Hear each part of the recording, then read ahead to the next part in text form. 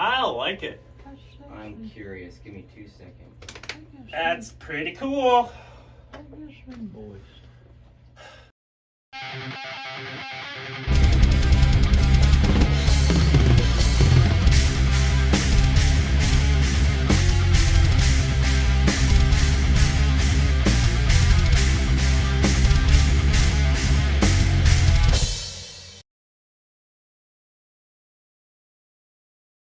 Won't be more than 2 days. The songs ain't that hard. Scalping's cool, man. And I mean, shit. These little demo tracks that I'm recording right now, these little playthrough tracks, I'm playing all of the absolute hardest parts on this album.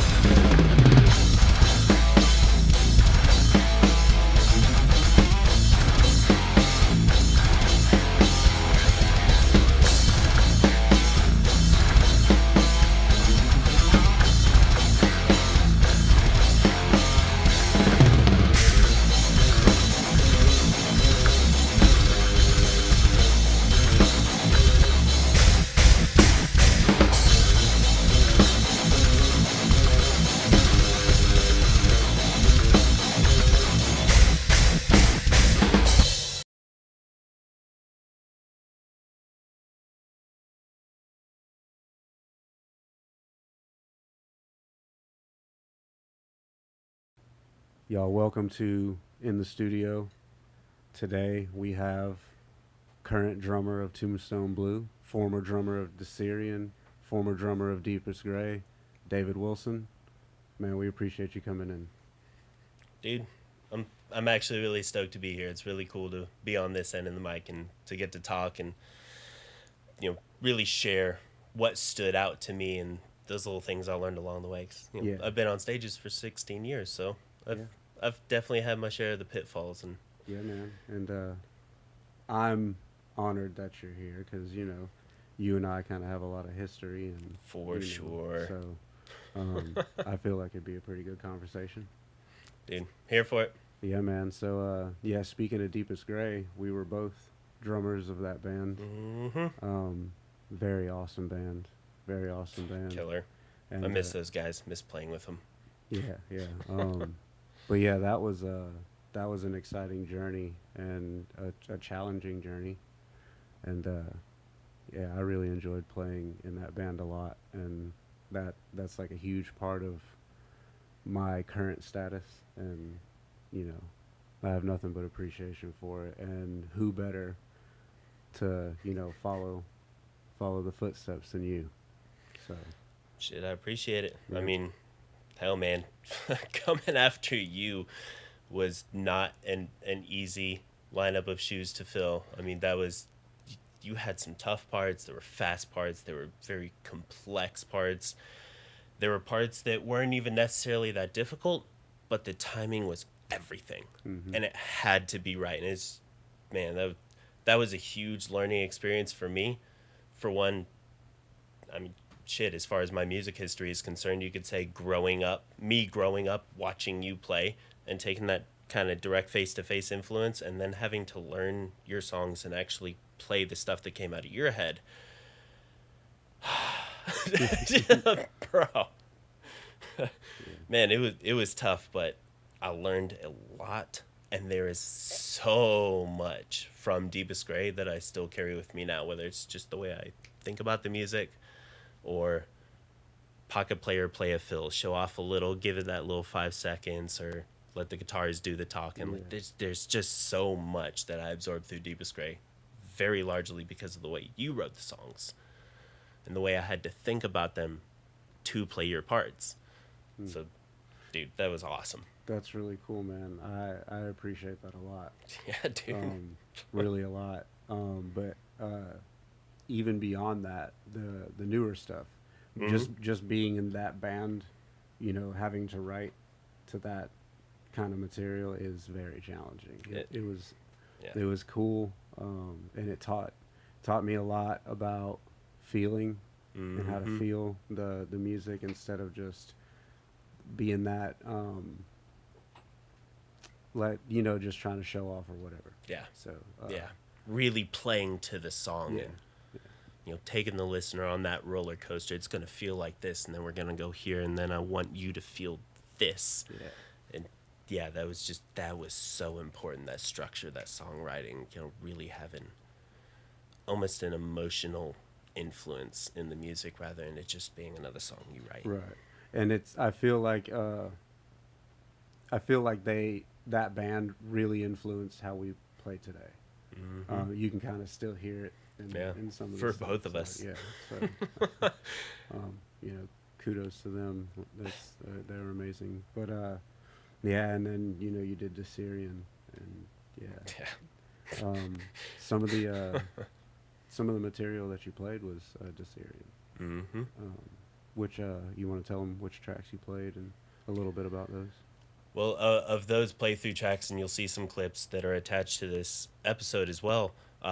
Those 3 tracks that I play are all new, unreleased Tombstone Blue stuff. So it's things that you'll find on this next album that we're getting ready to record in November. But the Desarian stuff on its own, like, just to shine a little light on that for a second, man, that was another one of those things. That was like joining Deepest Gray at the beginning all over again. Corey is such a monster. And fun fact, we tried to recruit Mitch, Tombstone Blue Mitch, into Nice. Desarian like 9 years ago at the start of the band. Nice. Desarian should have had Mitch before Tombstone Blue did, and now we're all together. Cool little small world. Yep. But the way Corey approaches music and the technicality that meets the emotion and the feeling and what he plays, that was another one of those huge stepping points. It really kind of made me look at things in a different way. And then again, I feel like I kind of got hit with that curveball with Tombstone Blue because, if you look through like Deepest Gray and Desarian, it's very fast, it's very technical music, it's really very complex. I've never done the Tombstone Blue kind of approach before, with slowing down, with settling in that groove, not settling in the groove, but playing along to that groove, playing the pocket where it really needs to be, and understanding in a different kind of perspective, what needs to happen for the song, not what can I play, but what's the best thing to write to the music. And it got me thinking in a really different kind of way, and it actually, from helping me hone in on various techniques that I wasn't really sharp on because I was doing different stuff in faster bands like Deepest Gray and Desarian, from thinking about music in a different way, I've really found that there's an incredible benefit to hopping genres. To do something different. Yeah. And get that in your toolkit, in your back pocket, that here's this moment. I do this now, but here's this moment. Yeah. You can slide that in. And that plays in part with one of those clips I played. I played sections from the songs Mother of Mercy, All That You Love, and Same Old Snake. And the little segment that you'll see attached to this episode of me playing Same Old Snake, that's that little moment where I throw in the Deepest Gray and Desarian into a Southern groove band. Yeah. It's fast. There's quick blast beats. It's fast-paced rolls. Everything's really tight on a super strict gridded tempo, and it's got to be just right. Yeah. And then you go back into the groove. I did pick up on that in your playing is you kind of pride yourself on being perfectly in time all the time. I've received the compliment, and I'd really like to think that people aren't blowing smoke up my ass, but I guess, internally, honestly, I do pride myself on it. It's something that I've worked really hard on, and You said hard on. yes, with Chris Adler being one of my absolute gods, back in the day, the Ashes of the Wake as the Palaces Burn albums from Lamb of God, just, it wasn't so much that what he was playing was hard, it's that he was playing it perfectly. Yeah. So I really latched onto that, and I really tried to mold myself to play those songs as a challenge. Could I do it as well as Chris could? And I made that a really hardcore habit back in the day. And there's some little ideas and little techniques that I picked up to fuse into my live shows. So like with Desarian, I played with a click. So it was a little more easier to be a little free flow and natural. With Tombstone Blue, we don't play with a click live. So I have to kind of create that click. Right. And one of those cool things I kind of figured out how to do, and there's a spot in Mother of Mercy where it half times and then immediately jumps back into the full-time tempo. It's timed evenly. It's not a polyrhythm or anything of that sort, but the shift is really, really sudden in the subdivision. Mm-hmm. So, like, one of the things I figured out how to do is I kind of envision, since I'm playing on the hi-hat, right arm lead, I kind of envision my right arm as the back and forth click metronome. Yeah. So I actually have an understood and memorized time frame of how high should my arm go and at what speed to remain on this tempo. On faster beats, if you watch me play live, you'll see my stroke shorten, and it's not because I'm staying here. It's because I have like a measured movement to the tempo. Nice. So, like, that's one of those little things I kind of learned how to turn my body into the best timekeeping mechanism I can figure out how to do at this moment.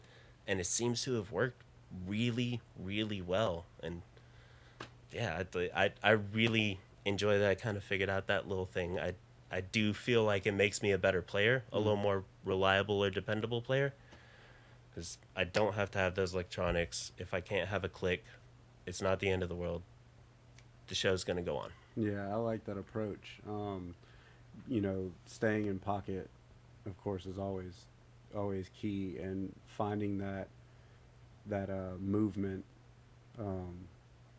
within your body, Mm-hmm. and trying to hold tight to Yeah. that and feeling that and go into that place every time. Mm-hmm. Yeah, it's always been a full body thing to me, where I don't know, just the way that certain things are accentuated Yeah, within it. like it you just- get yeah, used to a yeah. feeling and the muscle memory. Yeah, And that's when you feel the music, Mhm. you know, and that's always been a very exciting part. And I remember going from not ever playing to a click and then trying to play to a click for Yeah. the first time. And it's rough when you start. It's Oh, so man. rough. And Promise it gets better. yeah, but that was something that was challenging. And Yeah. but once you get it, man, there's Mm-hmm. and all these years later, you know. Yeah. But Much like you said, you can almost feel yourself absorb into that rhythm, and it just like everything just clicks into this smooth, like clockwork, like mechanism in your body. Like you're not fighting anything, you're not straining, you're not like forcing. It just everything has this flow to it, and it's so Yeah. cool. And so, like, when the writing process, I know that had to be different from, Deepest Grade Assyrian and Tombstone Blue, but like Tombstone Blue, what's the current writing process? Honestly, really, even though the three bands differ in genre and a little bit of styling and definitely some intricacy in the playing, the approach to the writing process has been exactly the same forever, no matter who I play with. If I went and played with a reggae band, I would use the same writing process, because my writing process is extremely simple.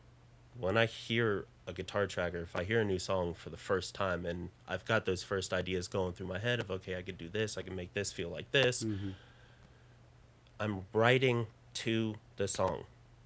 I will never listen to a song for the first time and go, how can I show off? Oh, I could play this mile-long fill here.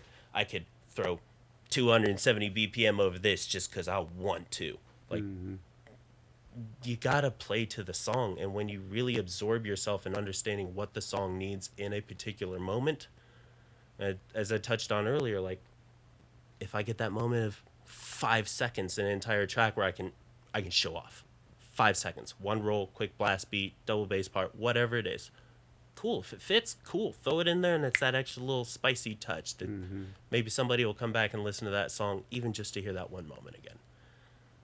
But outside of that, if the song calls for just a rhythm and groove pocket, that's what I'm going to play. Yeah. So the only reason my writing really differs band to band is because the band I'm playing with is different, and it calls for a different thing, but the thought process is identical throughout. Yeah. Writing has always been one of my favorite parts of course, performing, but Mhm. you know, the writing process for me is very different. Um, there's writing for the song itself, and then there's like writing for the performance, Yeah. and there is a Mhm. difference. Absolutely. But let me ask you this: as a drummer, I always feel like, well, just as a musician in general, I've always felt like a musician goes through three different mindsets, like especially at like where we're at in our career. One being writing, the other being performing, and the third being studio. And also a reason you need 3 different drum sets. So, how do you feel about that? I'm not sure that I've really, in my mind, created a distinction between them. I mean, definitely playing live stands out as the first. Like, that's the whole reason I do it. Mm-hmm. I don't do it to record an album. If anything, I almost kind of hate, that's probably not an over exaggerated use of the word. I kind of really don't like the recording process. I am not a studios are fun guy. Mm-hmm. Put me on a stage. Yeah. That's where I have fun. When I I think see that's people interact, when I get to interact with them, if I see one dude over there smiling and headbanging, I'm going to throw him a horns, drumstick in hand when I can come off the hi-hat or something while I'm playing, like, fucking point and smile and try to, like, call people out when I see them noticing individually to make that connection. Like, studio and writing, I guess I'd take writing over studio, yeah. but even then, that ain't why I do it. Mm-hmm. If I could do without it, I probably would. Yeah, I just feel like there's a different element of pressure when it comes to uh, performing, and then there's an even larger element of pressure when it comes to being in the studio.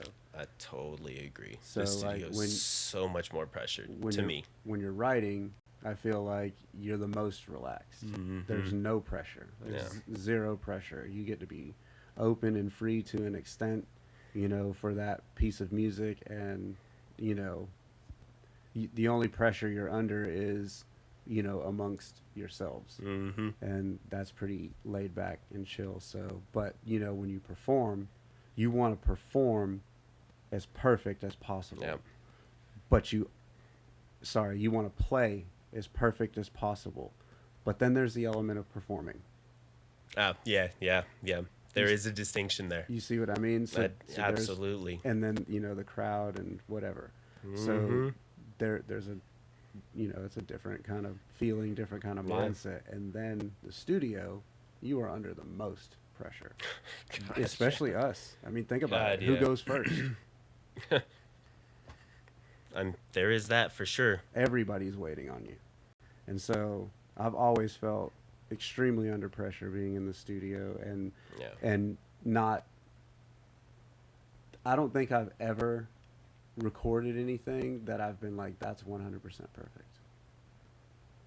For sure. I don't, yeah, so For sure. it's, you know, now that I have my own studio. Yeah. Yeah, that's so.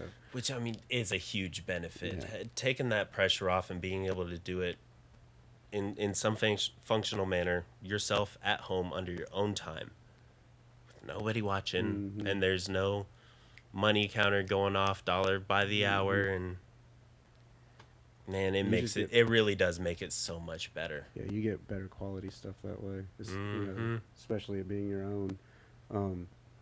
But yeah, it's always something that I've wanted to ask musicians, and Yeah. they feel the same. Yep. No. But I would be thrilled if I could just teach someone else my parts and have them go record it for me. right. If I was in the position to be able to do that, I would 100% do it every time. You're not playing live in my place, but just go deal with the studio for me, please. Yeah. I used to be like that, especially in like my earlier years of recording. But I kind of got used to it, and Yeah. now it's somewhat, it's a lot easier, and I'm not gonna say it's super easy, but going back to just being able to play right on time. Yeah. There's a lot of times, man, I'll lose the click.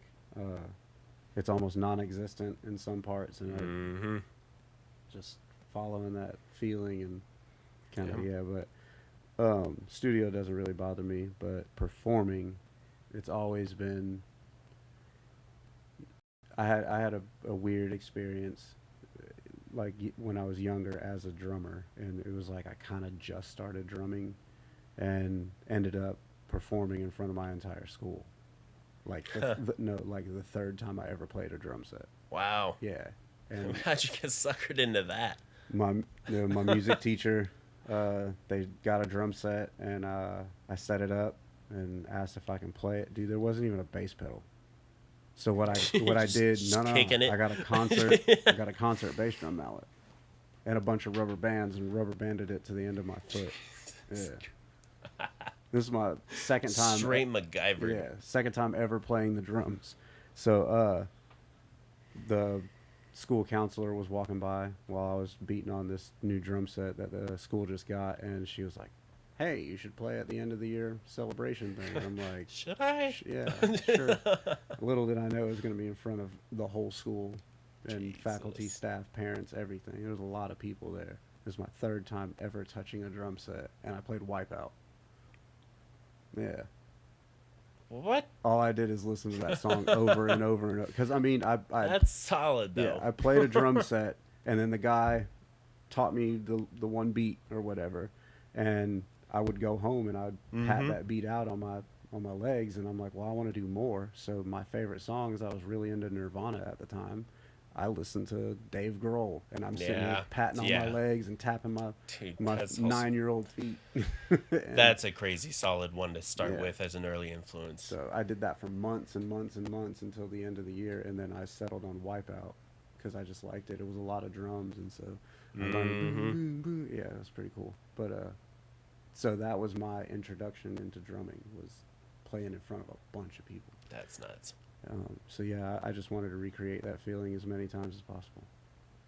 So I joined a band. I made sure I was going to be in a band. Hell yeah, dude. Yeah, man, it's been pretty cool. But us as metal drummers, we go through ups and downs, and we take leaps and bounds. And you ever notice like milestones that you cross? Oh, for sure. Yeah. So what was your most challenging milestone, and did you cross it? And if so, how? I have two that are really close neck and neck, and they're both the left side of my body, Mm-hmm. hand and foot. Mm-hmm. And I think the one that was worse for me was my foot. Man, so I've been trying to nail down ankle technique, like to that really precise level, for years. Years. My right foot, dominant leg, we're good. He's got it. Left leg, I used to have to literally grip my thigh, my upper leg with my hands to keep it from floating up and down, and just try to get used to just tweaking my ankle, even just holding my leg in midair. Like, that's how I had to start it. I had to force myself to stop moving my upper leg and not do a full leg motion and get used to the idea of just pushing my toes down. That took forever for me to even gain the muscle memory of just doing that, much less the next, God, I don't know, 5 or 6 years that I tried to actually get proficient on a pedal using ankle technique with my left leg. And man, it was just really, really rough. That's a big part of the reason why I ended up picking up heel toe. I got so frustrated with trying to play that mid-tempo, like 140 to 170 kind of stuff, that I said, screw it, I'll play heel toe and we'll do 250 instead. That's what I'm going to do. That was the Desarian era. Faster, more technical. It was all really high-end like that. So I kind of lost track on even trying to work out my left leg in ankle technique throughout that time frame. And then joining Tombstone Blue, like I mentioned earlier on in this conversation, shifting that genre, changing that style, getting used to something new can have great benefits. Mm-hmm. My left leg is now functional because it has to be for Tombstone Blue. It's slower, it's more groovy. I have to have that ankle technique in my left foot to play that 140 through 170 kind of stuff. You're kind of in that realm of Yeah. going from leg to ankle. So shifting that genre, getting into something that was a little bit different than what I was used to, forced me to go back to things and finalize my development on techniques that were in a really poor shape. That's really neat. That's pretty what cool, got man. me through ankle technique. Yeah. So, you do heel toe, and is that that was something that's pretty fairly recent for you, wasn't it? Not so much at this point. I think I've been playing heel toe for probably about 4 years now. Honestly, I never really had much luck with it. Previously, I was playing the Tama Speed Cats Mm-hmm. and DW 9000s, had a set of DW 3000s, and I could never get a high enough tension on the pedal that just really felt good with me. I've all those years of playing, I always felt like I was fighting against something that I didn't really realize what it was because I never felt anything different. And then I was fortunate enough to have a conversation with Krim, the drummer for Septic Flesh. I sent him a message on Facebook because I knew he was endorsed by Chachi Kopito, or CK. And I messaged him. I was like, look, I'm aware of these really kind of hard to get a hold of pedals, and I know you play them. Like, I need this out of a pedal. He talked to me back and forth. We had a whole conversation about what I was looking for and what would get me there. And at the end of the conversation, he went, from everything you've told me, you want this pedal. Talking about the CKs. So I was super fortunate to find a pair on sale in the United States, because if you don't know about them, the company is headquartered in Poland, and they cannot ship directly in the United States, so it's a whole problem to get a hold of them here. So I was lucky enough to find a pair used, selling in the United States, grabbed them, and that spring tension and response on those pedals are so absolutely ridiculously different from everything I'd ever felt before. I had that instant rebound that I had always been searching for, and when I had that, I finally was able to really dial in my muscle memory action for heel toe and get it rolling. Within, I think it was 5 months. Don't get me wrong, 5 months of ass busting hard work, but within about 5 months, I went from 160 BPM double bass to 290 BPM consistent. Could just sit there and play to a click for 5 minutes at a time, just straight. It was hard work, but man, like, that was such a cool moment for me when I was able to sit down, just sit the pedals across my arm and just set a click for 5 minutes. And that first time, I remember when I did that at 240, I just sat there for a minute. I was like, holy shit, like, I can do this. Like, I crossed that milestone. Like, oh my God, man, with the Desarian stuff being faster, I just ran with it. There's one segment in a Desarian song where I'm playing 300 BPM double bass. It's for a very short period. It's like 5 seconds, but like, I was able to do that, and that was a mind-blowing moment and achievement for me to reach something like that, where you've mentioned this to me before in prior conversations, like that moment where you realized you could play anything you thought of. Like, that was that click for me. It felt amazing, man. That was my big milestone, and that was something that I had thought about a long time ago. In fact, I really felt like I would never be able to achieve that because of, I guess, my mindset and maybe even the music that I was playing at the time. But yeah, when I finally got, and when I realized, like, wait a minute, I'm playing pretty much what I can think. Yeah. And physically I could do that. I'm like, Yeah. oh man. And I took that to the moon. But I don't know. I kind of feel like I've chilled out a lot in my playing. Like, I don't feel like I'm as aggressive as I used to be. Man, I'm total opposite from you. I hit those BPM milestones, and now I'm like, all right, what can we do? Yeah, I mean, I don't know. It's just I'm 40. Yeah. I guess I So, got a little ways to catch up. yeah, it just no. I'm old and my body's falling apart. But so when you're with these new pedals, did that change like grip or position or anything like that? I've played those pedals. I've messed around with them just a couple times, and I feel like those pedals are very responsive and they slap like Yeah. you can feel the whip. Yeah, the beaters are ridiculously. If I'm not mistaken, they're the heaviest production beaters on any set of double bass pedals. They're ridiculous. They look like sledgehammers. Yeah. I thought that the new Pearl pedals had pretty heavy beaters, and I went from trick drum beaters to playing those, the new Demon drives. Yeah, you were using the Pro V1 beaters previously? Yeah, I had the Pro V ones. Yeah, right. For a little bit, and the difference in your tension spring and compression spring was really so. It was just something that I probably could have overcame with a lot of time to really mess with those pedals. Yeah. I'm certain I would have loved them at that time. In Give Me Oblivion, how often we were playing, we were recording, everything that was happening all at once. I really didn't have the time to dedicate to those pedals and still have to play my shows accurately. Yeah. You know what I'm talking about. Making that shift on surface or equipment stuff, Yeah. that can be a slow transition. It is so risky to do that. Like the week of a show, trying to get used to something new. These were festivals and stuff that we were putting on, and I was actually playing those pedals, the original Demon drives. Oh yeah.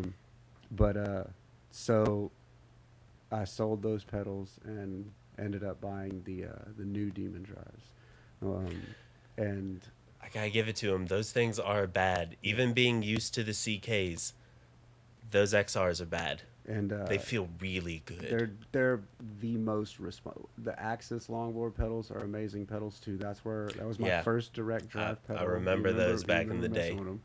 But those Axis pedals was my introduction to direct drive, and I've never touched anything else since then. Dude, it I just totally doesn't believe feel it. right. You know what I mean? So I do now. My CKs are my first experience, the first direct drive pedal I've owned, and it is a completely different world. It's a subtle change, but it's a completely different world at the same it's time. What you were looking for. It's exactly what your foot does. Yeah. It is what it says. No it's chain direct slack. drive. Nothing. And I love direct drive pedals, but once I got those pearls, man, I was like, this is what I've needed. Yeah. Now, don't get me wrong. The original Demon drives in the longboard setting are fantastic. I believe they are. But just the engineering that went in... the XRs. Yeah, the engineering that went into them, linking with George Kilios. And yeah, it's... God, what a beast. Yeah, man. They're perfect. To me, they're perfect. And, so yeah, when my typical setting is, about a quarter of the way back. My toes about a quarter of the way back. I'm playing more of the upper middle part of the pedal, pretty much all the time. I don't. The only subtle movement you'll see out of my feet is sometimes my left foot will swivel, just to keep everything kind of feeling right and in the groove and stuff. Mine does the same thing. I don't know why. My left foot, and not like hit. It's like 1, 2, 3, 4, 1, 2, 3. Like it's the slightest little little wiggle. It's actually to double back on what you were talking about, which you're the left side being challenging. That was a big challenge of mine too, and I went from playing like punk stuff to like Mudvayne. Right. So it was like, now I really had to learn, first of all, how to play with my left side. So, I just played everything left-handed and left-footed Yeah. for like a really long time. Yeah. Probably longer than I should have. I don't know, man. I don't know if there is a longer and you should have on that. But The more ambidextrous you can become behind a drum set, and hats off to you. for you, it was the left foot. For me, it was the left hand. I had my struggles with this guy. We fought for a long time. Well, with my left foot. I used to skateboard for a while. Gotcha.